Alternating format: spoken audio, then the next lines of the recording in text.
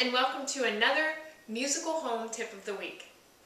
So we've talked a lot about our lower ranges and our upper ranges, and today I'd like to cover the topic of bridging the gap within our voices. As I've mentioned several times before, we have several types of voices. We have our low voice, our middle voice, and our high voice. And each of us, between those voices, we have a little gap where you can hear the difference between one voice and the other voice. So let me show you what that sounds like.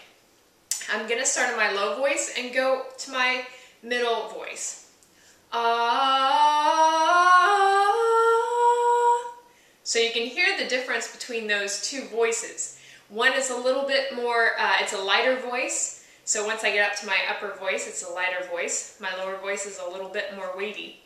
Now everyone has these different types of voices, and everyone's going to have that little gap in between their voices. For men, it's going to be a most noticeable gap between their falsetto voice and their lower voice. So for men, it would sound something like this. See the big difference right there? So today what we're going to do is we're going to work on, I'll show you a few exercises on how to sort of bridge that gap. Make it a little bit less obvious that you're going from one voice to the other. One person that does this very well is the singer of Coldplay. He does a really good job of going from his falsetto voice back to his lower voice and back. Women also have this same sort of voice, but ours is usually in our lower ranges that's most obvious, more than our upper ranges like men. So I'm going to just show you a couple of things that are going to help you to get from one voice to the other without that really big, obvious gap between there. The first thing to remember to breathe. You need steady breath and a steady tone to make this work. So, just to give you a reminder, I know that I always say that breath is the most important part, but it is. So, when you breathe, you're going to take a nice deep breath from your diaphragm. It's going to come from very low down. And if you need to know about more breathing exercises and that sort of thing, look at some of my other videos. Those will be pretty helpful. So you'll take a nice deep breath.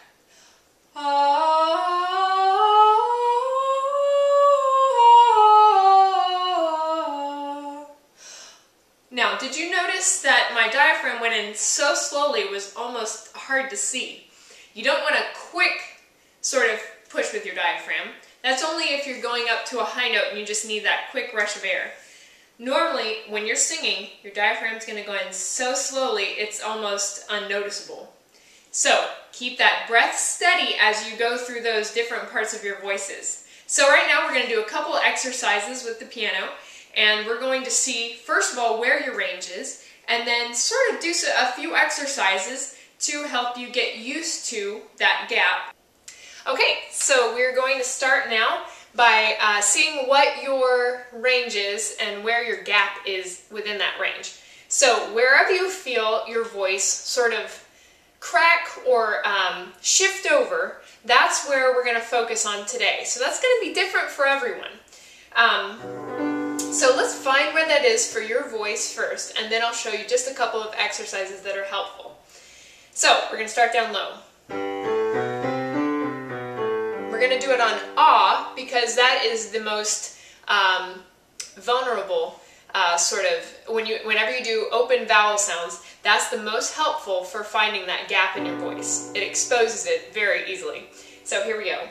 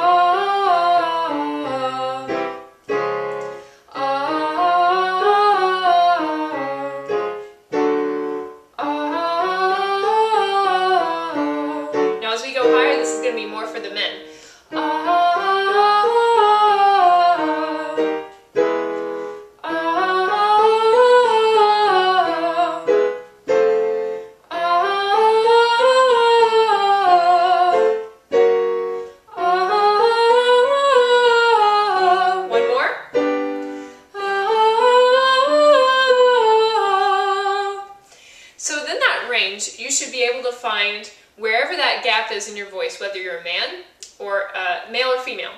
So here are some things you can always. That one is a really good exercise to find the gap in your voice. You'll notice that if you do something with a consonant like me, me, me, me, me, it's going to make it really easy when you shift over in your voice. So that's kind of like cheating in some ways.